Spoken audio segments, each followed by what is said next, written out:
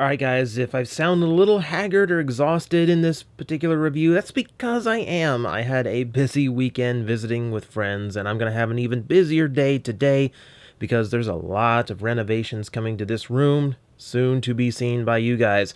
However, in the meantime, I always have time to give you a little bit of toy review for the day, so we're going to start this week's random reviews with Transmetal Cheetor.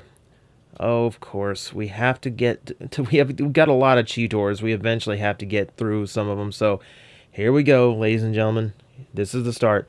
This is, of course, his second toy, done up for the second year of Beast Wars, done up in a nice silver kind of plastic with a, it's kind of dull, so it has a more metallic look to it, like a more natural metal.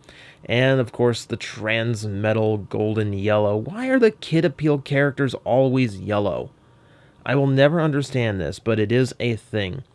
Besides that, nice cobalt blue, molded all the way across him in some areas and painted in others. It gives him a really unique color palette that actually works quite well. Now, of course, he does not look like a cheetah in this mode, and I will admit, like, I am hard-pressed to even find things I would call spots. Maybe a little bit of that blue on top of the chrome, maybe, but that's a stretch.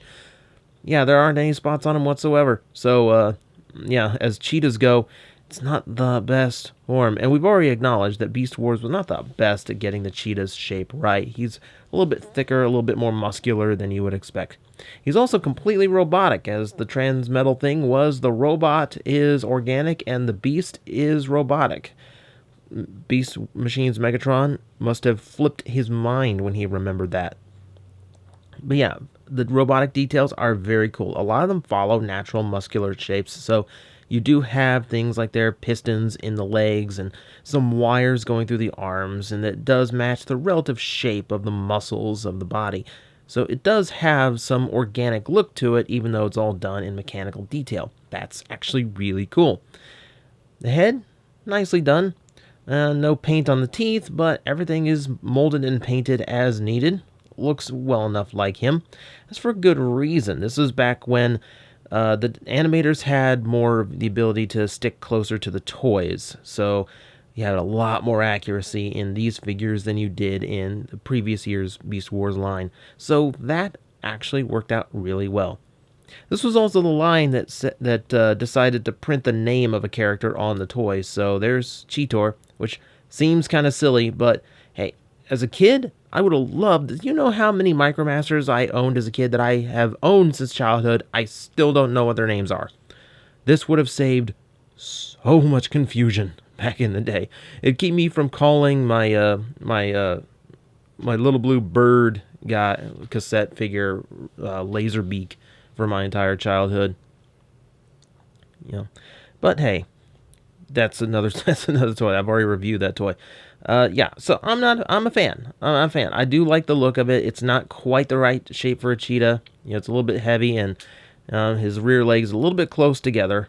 They didn't really do anything to widen them out or anything, but it works for what it is. There is one little note to this toy, and that is there is a hinge on here that holds all of this up, because this is a pretty heavy chunk that's actually in his holding up his head.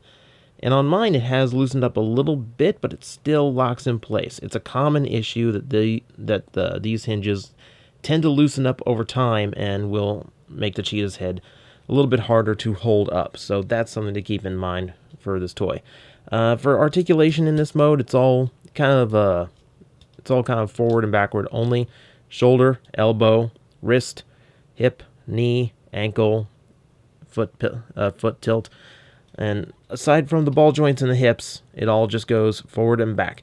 So it's a decent range of motion, but don't expect action poses out of the cheetah mode. I will say, much better than Cheetor's first toy. Beyond that, it is a Transmetal, so it does have a third mode, which for Cheetor's case involves flipping out the side panels, flipping out these thrusters, and that's it. That's pretty much all there is to get Cheetor into his flight mode. And again, show accuracy, because the show stuck to the toy. And let's be honest, the Transmetal third modes never really that impressive, but there's some that do it way better than others. One day we're going to review Transmetal Waspinator, and I'll show you how well they really did it sometimes. But here, I'm going to just say it, this is one of the lamest. It's just his side panels folding out with two little thrusters stuck on. It really doesn't change his appearance. It doesn't feel like he's got a third mode of any kind. And it reveals a huge gap in his midsection. And transformed correctly, where I typically keep the robot mode head, it exposes that head quite a bit. You can fold it back, but then you just get this enormous gap where even the belly part is not connected. It's not pretty, and it's not a mode I'm a fan of, honestly.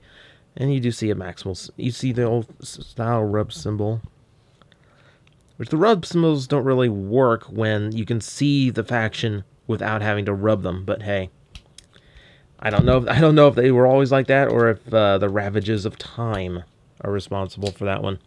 So let's go ahead and get him into robot mode and see if he can't get a little bit better. We remove the tail and straighten up the legs.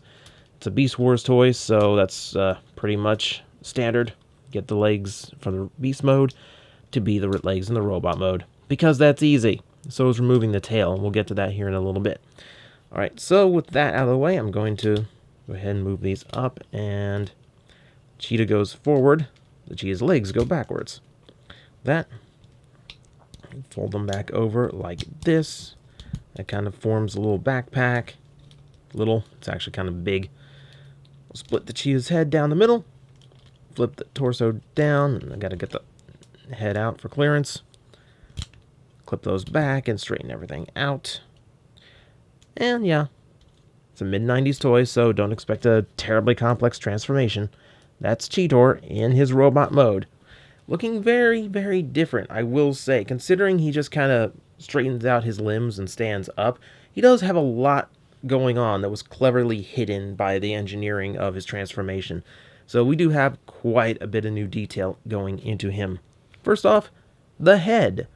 Because we always go straight to the head on these toys. Look, that is...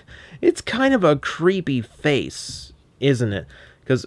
for starters, they went with the organic look on his robot mode head, because that's what Transmetals did, and it's kind of creepy with all that fur, the big ears, what used to be horns and look more like ears now, and it's that maw. It's the dead pale blue eyes and just that big toothy grimace that has just. It's creepy. It's really creepy in a way. But yeah, it doesn't really fit the tone of the character, I think. But I think that's more on the animators than it is the toy designer. So I'm gonna let that slide. I'm just gonna say it's a weird head. So yeah, in this mode we got a lot more actual yellow showing rather than the transmetalized yellow, and then we also have more of the blue showing through, and some silver paint apps have been added to the mix. And this is where we finally get the cheetah spots. I guess they're taking it really strictly that only the organic parts only show in the robot mode, which is a twist I like. And here I think it works out really well to give him a different silhouette. Even on the inside of the legs, you can see he does have some fur molded in and some spots painted on.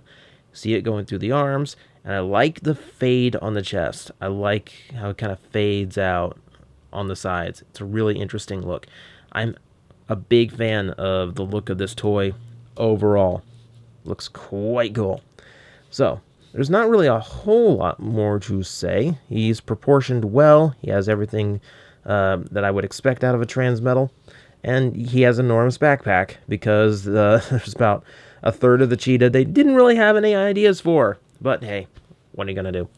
Articulation, the head does have a ball joint, so he has full range to look all around should he need to. Ball joints in the shoulders and elbows both work out great. You know, there's an issue with the hinge being a little bit loose. That doesn't really tab in any place. So you do have full range of motion there. You do have a waist rotation. Always cool. Thighs work fairly well. It's a little bit restricted going outward, but not terrible. Knees have an okay bend. Doesn't quite get to the 90. You still have this hinge here, which makes posing a little bit awkward, but to make up for it, You do have a rock in the feet as well as a little bit of play. Just a little bit in that the heels can fold back. I wish they could fold forward. That would help you balance out some poses. So he works out well enough, I believe. Now, if I really try, you kind of have to break transformation to get his gun to actually comprise together, so that's going to be a little bit weird. So he can't do like the whole... Oh, it doesn't quite work, does it? Trying to do his gun mode from the show. Doesn't quite work. And I can show you other little details. Because of the way he's folded up now, you can't get the thrusters out. But if you looked up, you can actually see the heart molded into his stomach. That's the designers being a little bit funky. He does have at least the tail to act as a weapon, because that's what Beast Wars did. If it had a tail, it was easiest to make it either one of the arms or the weapon. And in his case, it forms a spiked whip, which is a little bit strange of a weapon for him, but hey, it I don't know. It's just strange.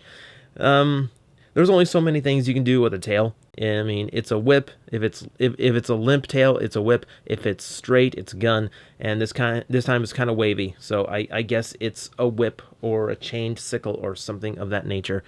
But hey, at least it's unique. Let's give him that. At least it's a unique weapon. If it's not one that makes sense, at least. So that, my friends, is Transmetal Cheetor. This one is one of my favorites out of the deluxe Transmetals. He's very show accurate. I really like the details and color combinations, and he transforms fairly well. Now, he does come with his faults. I'm not a fan of his flight mode. I think figures like Rat Trap had way more fun and interesting, air quote, vehicle modes. Why am I doing air quote? I have video. Vehicle modes. But his is just kind of, I have wings now, and it doesn't really feel all that special. So that's a big downside for me. But everything else pretty much hits me the way I wanted it to for a Cheetor. And not to spoil future reviews of this character, this one's probably my favorite of all of his molds. So when we get into some of the others, oh boy, they're a mixed bag.